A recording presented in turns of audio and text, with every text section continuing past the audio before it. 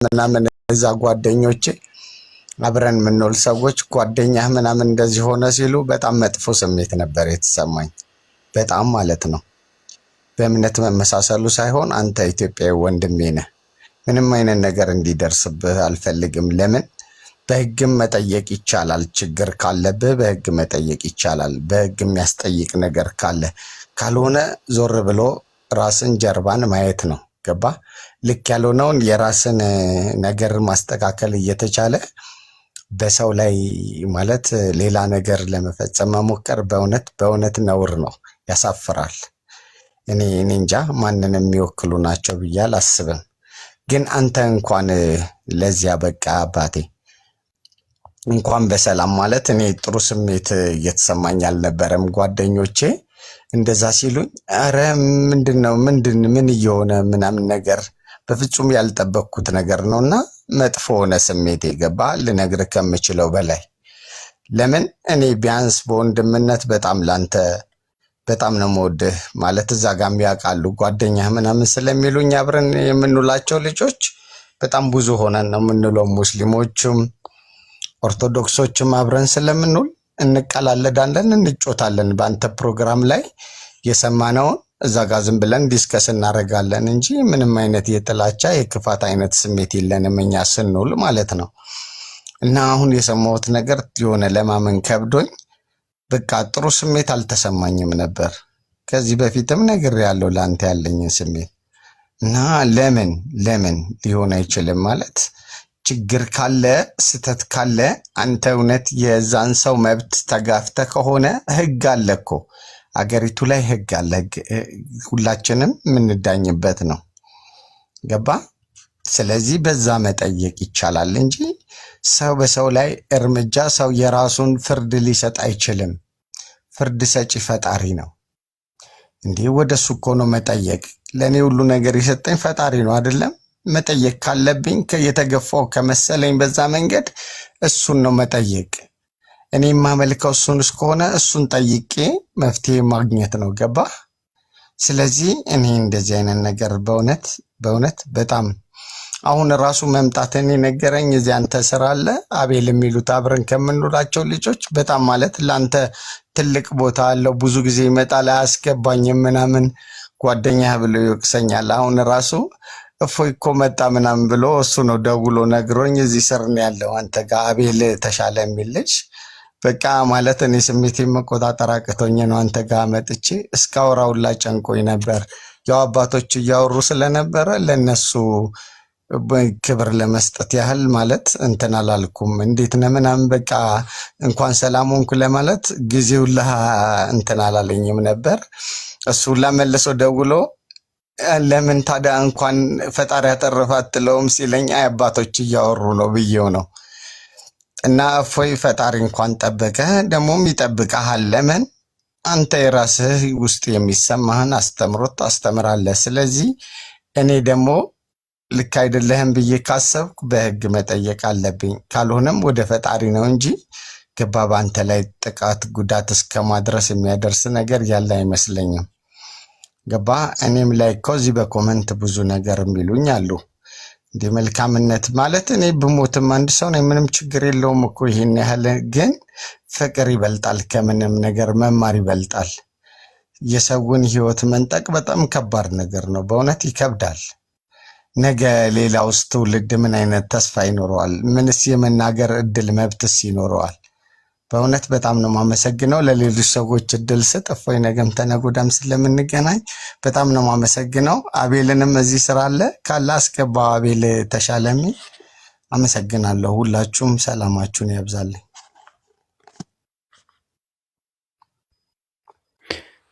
ከድር በጣም እናመሰግናለን።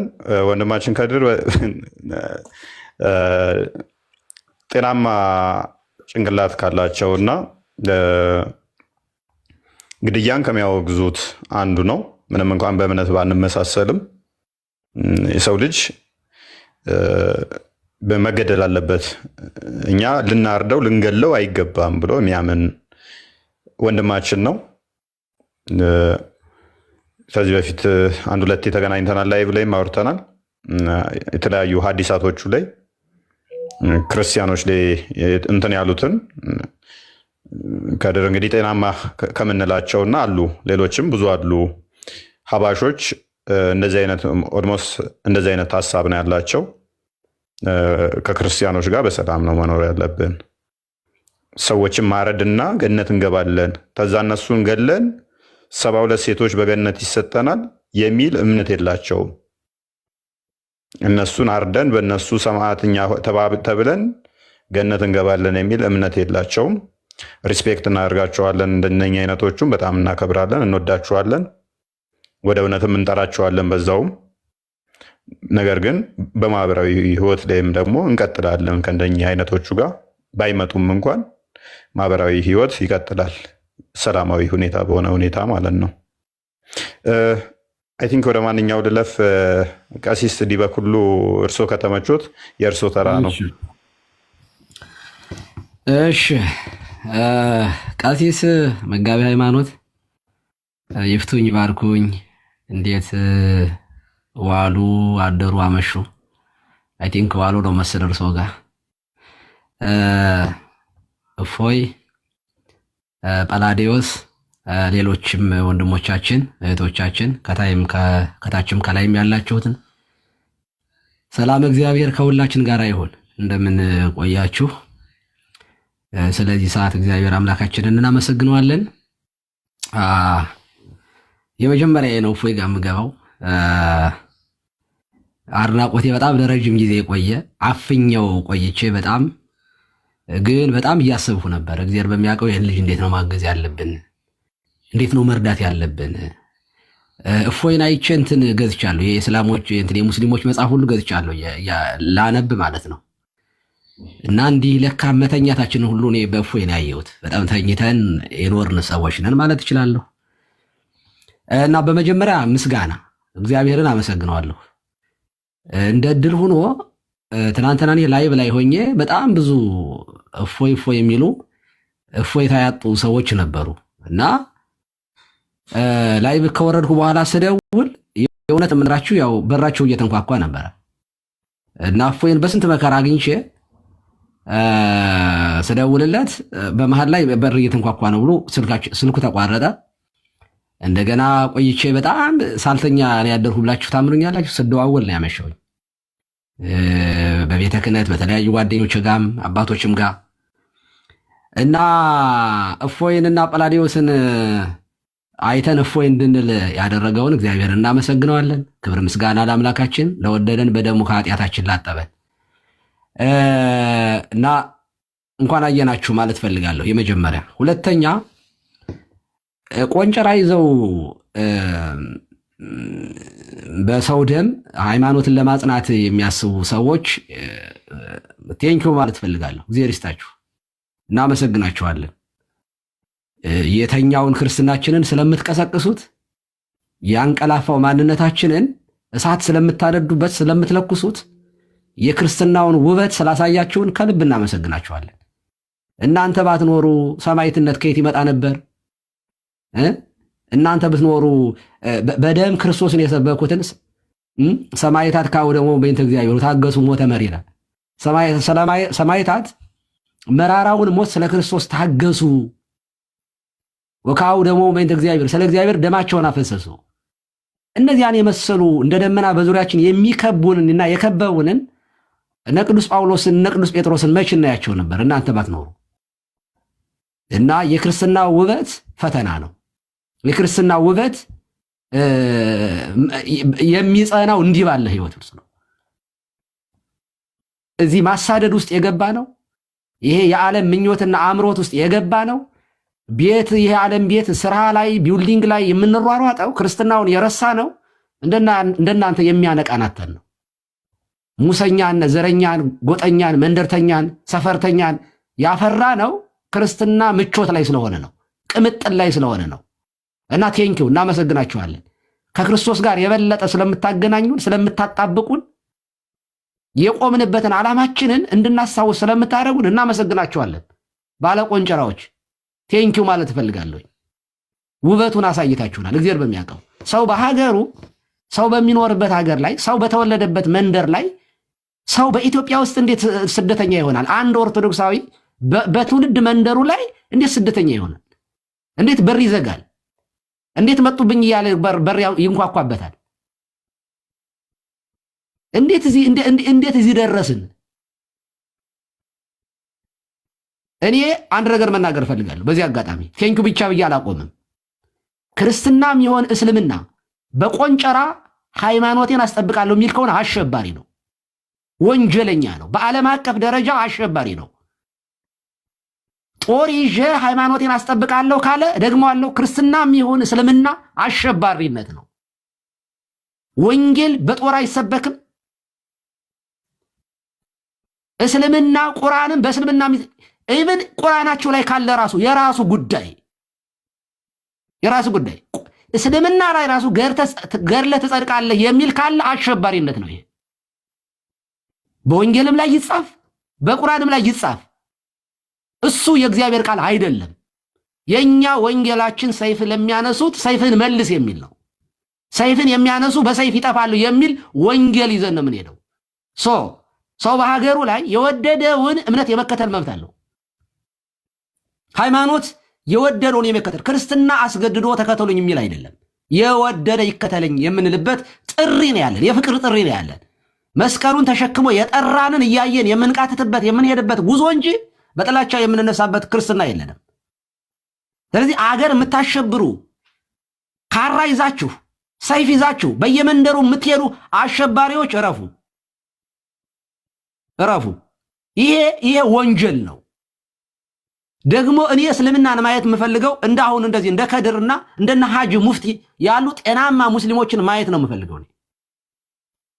እውነት ለመናገር ከኔ በፊት በመናገሩ አቀዝቅዞኛል። እንደውም ወንድማችን ከድር እንደዚህ ያሉ ጤናማ ሙስሊሞች በምድሪቱ ላይ ነበሩ። አብረን የኖር ነው።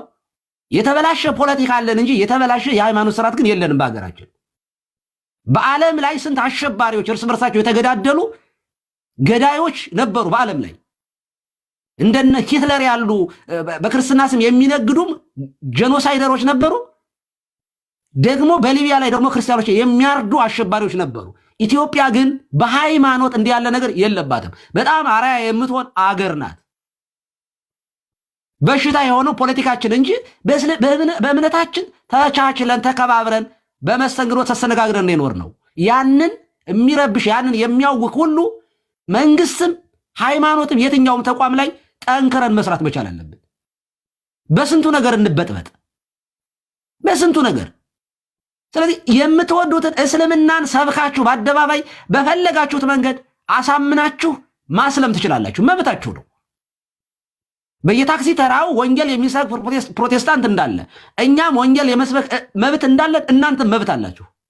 ቆንጨራ ይዛችሁ ግን አንገራግራችሁ ለመውሰድ የምታስቡ ካላችሁ ግን ይሄ እደግመዋለሁ፣ እኔ አይደለም የምለው አሸባሪነት ነው።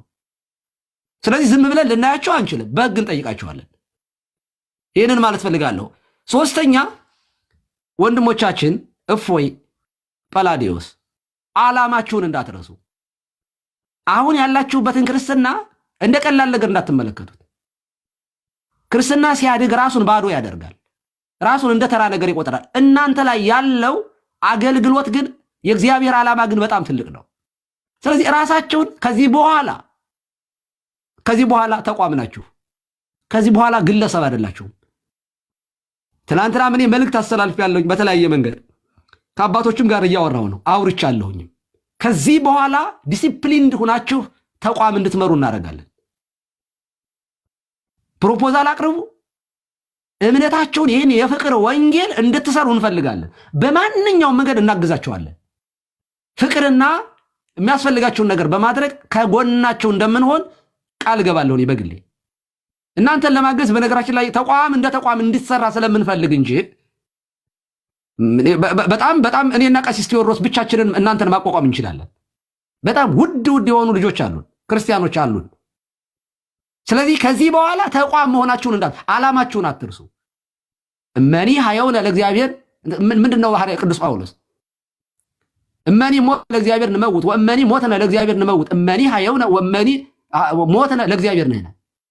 ብንኖር ለእግዚአብሔር ነን፣ ብንሞትም ለጌታ ነን። ብንኖርም ብንሞትም እኛ ለእግዚአብሔር ነን ያለ ቅዱስ ጳውሎስ ነው። ስለዚህ በእናንተ ህይወት ክርስቶስ እንዲገለጥ መበርታት አለባችሁ። ስለዚህ ይሄ ቀላል አይደለም የምትከፍሉት ዋጋ። እንደው በዛ ሌሊት ራሱ ሰማዕት እንደው አንገታችሁ በሰይፍ ቢቀላ ሌላ ጊዮርጊስ ተነሳ፣ ሌላ ሰማዕት ታቦት እንቀርጽላችኋለን። እሺ ይሄ ቀልድ አይደለም። ምንም ኃጢአተኛ ልትሆኑ ትችላላችሁ። ስለ ክርስቶስ ግን ደማቸውን ካፈሰሳችሁ ግን ደሙ የሚያጥብ የሚያነጻ የሚቀድስ ነው። የትኛውም ሰማዕት ድካም ስለሌለበት አይደለም ሰማዕት የተባለው። ነገር ግን የመጨረሻውን ቁርጥ ውሳኔ ለክርስቶስ የሰጠ ሰው ግን ሰማዕት ነው። ስለዚህ ራሳቸውን አዘጋጁ። የእውነቴን ነው። እንኳን ደስ አላችሁ ማለት ፈልጋለሁ። እኔ የምሰብኩት ወንጌል ወደኋላ እንደምትመለሱ የሚያል ተገልጠህ እኮ ነው አንተ ደግሞ የምሰብከው። እኔ ገርሞኛል። በቃ ራስህን እኮ ባዶ አድርገሃል። ራስህን ባዶ አድርገሃል። ወደህ ፈቅደህ የገባህበት ህይወት ነው ይሄ ህይወት። ዓላማህ ይሄ መሆኑን ተረድተህ በታምር የተሰቀለው ክርስቶስን ከማየት አይኖች እንዳይፈዙ ጥንቃቄ አድርግ ወንድማችን እፎይ ጳላዲዮስ። ስለዚህ ዓላማህን ጠብቀህ በጊዜውም አለጊዜውም ጽና፣ ወንጌልን ስበክ። ያንተን እድል ማንም አያገኘውም። እግዚአብሔር በሚያውቀው እኔ ቀድሼ እኔ ሰብኬ ያንተን እድል አላገኘሁትም። ምክንያቱም እኔ በጣም ብዙዎቹ አገልጋዮች ባሉበት እየተጋፋው ነው የማገለግለው። አንተ ግን በቃ ያልታየ ነገር እኔ እግዚአብሔር እንዳስነሳችሁ ነው የምቆጥረው። እህቶችም ጭምር አይቻችኋለሁ፣ በጣም ጎበዞች። ዓላማችሁን አትርሱ። ከዚህ በኋላ ተቋም መሆናችሁን አስባችሁ አውቃችሁ ዲሲፕሊንድ በሆነ ሁኔታ እምነታችሁን ትሰብካላችሁ፣ ወንጌልን ትሰብካላችሁ። እኛም እንከተላችኋለን፣ እናግዛችኋለን። በመጨረሻ እንደ ማሳሰቢያ መስጠት የምፈልገው እፎይ ጳላዲዮስ፣ እስልምና ላይ የምትሰሩ ወንድሞቻችን ከየትኛውን ግሩፕ ላይ እንዳትገቡ። አንዳንዴ በእኛ መካከል እንኳ በዶግማ በቀኖና ላይ ልዩነቶች ተፈጥረው እዛ ዶግማውን ቀኖናውን ለማስጠበቅ በዛና በዛ ስናወራ ከማንኛችንም ውስጥ እንድትገቡ አንፈቅድም። አይመለከታችሁም፣ ስራችሁ አይደለም። የእናንተ ስራ እዛው እስልምናው ላይ መስራት ነው። እንኳን አይደለም ከኛ ኦርቶዶክሳውያን ግሩፕ ውስጥ ይቅርና የማንንም ፕሮፋይል የማንንም እንዳታረጉ። ራሳችሁን ሆናችሁ ማድረግ የምትችለው ክርስትናውን ብቻ አድርጋችሁ ቀጥሉ። ከፕሮቴስታንቶች ጋር እንኳን እኔ ዲቤት ውስጥ እንድትገቡ አልፈልግም። እኔ እንኳን አይደለም ከኛ በእኛ በኦርቶዶክሳውያን መካከል ከፕሮቴስታንቶች ጋር እንኳን ቢሆን ዲቤት እንድትገቡ እኔ አልፈልግም። ብትጠይቁኝ በቃ ስራችሁ ይሄ ነው። እዚህ ላይ ስሩ። ክርስቶስ አልተሰቀለም፣ ክርስቶስ ስለ ዓለም አልሞተም፣ ክርስቶስ ጌታ አይደለም የሚል እምነት ካለ አይ ክርስቶስማ ስለ ኃጢአታችን ሞቷል፣ ስለ ጽድቃችን ተነስቷል፣ ክርስቶስማ ጌታ ነው የሚሉ ካሉ ከማንኛውም የእምነት ተቋም ጋር እኔ አብሬ እሰራለሁ። ስለ ክርስቶስ ስም አብሬ እሰራለሁ። እንደ ተቋም አብረን እንሰራለን። ለምን ፕሮቴስታንትም ይሁን ካቶሊክም ይሁን የክርስቶስን ስም የሚክዱ ካሉ ኖ እሱማ ጌታ ነው ከሚሉት ጋር አብሬ እሰራለሁ። ይህንን ማወቅ መቻል አለባችሁ። ስለዚህ ከማንም ግሩፕ ውስጥ አትግቡ። ስራችሁ እዚሁ ላይ ነው። ተቋም እናደርጋቸዋለን፣ እናቋቁማቸዋለን። ዲሲፕሊን ሆናችሁ አራያ ሆናችሁ እኔ ከዚህ በኋላ ቁርአን ሁሉ ማጥናት ጀምራለሁ። በዚህ አጋጣሚ እንደማሳሰቢያ እፎይን በሰይፍ ቀልተን ጳላዲዮስን አጥፍተን እፎይ እንላለን ብላችሁ የምታስቡ ካላችሁ ከእፎይ በላይ እፎዮች እኔ ራሴ ዕቅበተ እምነት ላይ ከዚህ በኋላ እሰራለሁ። እኔ ራሴ ማለት ነው። እውነቴን ነው የምነግራችሁ። ሌላውን ሁሉ አገልግሎቴን ትቼ እስልምና ላይ 3 ወር አይወስድብኝም። ደግሞ አይወስድብኝም። ኦልሬዲ ትሬንድ ተደርጌያለሁ በቤተ ክርስቲያኔ። የስብከት ሲስተሙ አይጠፋብኝም። የንባብ ልምዱ አለኝ። ምንም ችግር የለውም። እሰራለሁ። አንድ እፎይን አይደለም ከዚህ በኋላ ኦርቶዶክሳውያን በሙሉ እፎይ መሆናቸውን አውቃችሁ ከነዚህ ልጆች ላይ አይናችሁ እንድታነሱ በቃ እምነታችሁን በሰላም በራሳችሁ መስጊድ ላይ ስበኩ፣ አስፋፉ የራሳችሁን እምነት። እኛ እንቃወማችሁም። ክርስትና እውነት አይደለም ብሎ የሚከተላችሁ ካገኛችሁ ዛትስ ፋይን፣ ደስ ነው የሚለን። ምንም ችግር የለውም። ቆንጨራ ይዘህ ግን እምነት የለም። አገር አለን፣ የጋራ አገር አለን። ይህ ደግሜ ነው የምናገረው። ሰይፍ ይዞ እምነቱን ሊያስፋፋ የሚመጣ ክርስቲያንም ይሁን እስላም አሸባሪ ነው፣ ቴሮሪስት ነው። ይሄ በዓለም አቀፍ ደረጃ የሚፈለግ ወንጀለኛ ነው ይሄ። ስለዚህ በርቱ፣ ጠንክሩ። ዝም ብለን ዛሬ እንዲህ አውረተን ዝም አንልም፣ እንሰራለን። እኔ እገሌ እንደዚህ ብዬ መናገር አልፈልግም። ያወራኋቸውም አባቶች አሉ፣ ጉዳያችሁን ያዩታል። ፕሮፖዛላችሁን፣ የምታስቡትን ነገር እቅዳችሁን ነድፋችሁ ታቀርባላችሁ። ቢሮ ይኖራችኋል። በየሰንበት ትምህርት ቤቱ ታሰለጥናላችሁ።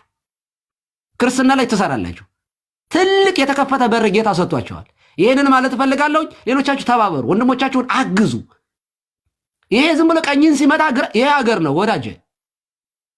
እንዴ ቀኝህን ሲመቱ ይሄ ሃይማኖት ነው። እሺ ሀገር ላይ በሰላም እንድንኖር የጋራ ትብብር ማድረግ አለብን። ሀጂ ሙፍቲን ማየት እፈልጋለሁ። በእስልምና ውስጥ ጤናማ የሆኑ ሙስሊሞችን ማህበረሰቡን የማይበጠብጡ የሚያሳርቁ የሚሸመግሉ ስናያቸው የምናርፈባቸውን ሙስሊሞችን በጣም ደጋጎችን በጣም ጥቂቶች ናቸው በነገራችን ላይ እንደዚህ የሚያደርጉት። እኔ እስልምናን በሙሉ ጀጅ ማድረግ አልፈልግም። ምክንያቱም አብረን ኖረናል ለዘመናት። ጤናማ የሆኑ ጎረቤቶች፣ ቤተሰቦች አሉ። እኔ ለእናቴ ዳቦ እንጀራ እንትን የሆነ ነገር ስልክ አብራ ምልክላት ሙስሊም ነበረች። ነውር ነው፣ እንደዚህ አይደረግም። በጣም ነውር ነው። እና ይህንን ጥንቃቄ አድርጉ። ወንድሞቻችን ተባበሩ። ዳግመኛ ስላየናችሁ በጣም ደስ ብሎናል። ካላችሁ ትሰራላችሁ፣ አብረናችሁ እናገለግላለን። ከሌላችሁ ግን ሰማዕታት ናችሁ። ደስ ይበላችሁ። ዓላማችሁን አትርሱ። እግዚአብሔር አምላካችን ይችን ጊዜ ስለሰጠን ክብር፣ ምስጋና፣ ውዳሴ፣ አምልኮ ለገናናው ስሙ ይሁን። በድጋሚ ስላያችሁ ደስ ብሎኛል። እግዚአብሔር ይስጥልኝ። ቴንኪዩ። ቃለ ሕይወት ያሰማልን ቀሲስ፣ በጣም ነው የምናመሰግነው። በእርግጥ እንትን ላይ ተገናኝተን አናውቅም፣ በችግር ነው የተገናኘ ነው። በጣም በትልቅ ሁኔታ ካገዙን አባት ቀሲስ እንዲበኩሉ ባለውለታችን ናቸው። እዚህ ጋር ከተናገሩት በላይ ብዙ ርቀቶችን ተጉዘዋል፣ ብዙ ነገሮችን እንትን ብለዋል እና በጣም እናመሰግኖት እንወዳለን። በጣም አከብሮታለሁ፣ አመሰግናለሁኝ። እግዚአብሔር ይስጥልኝ። ዘማሪ ደረጀ አጠር ባለ ሁኔታ እንትን በሉና ቀሲስ ያሳርጉልናል።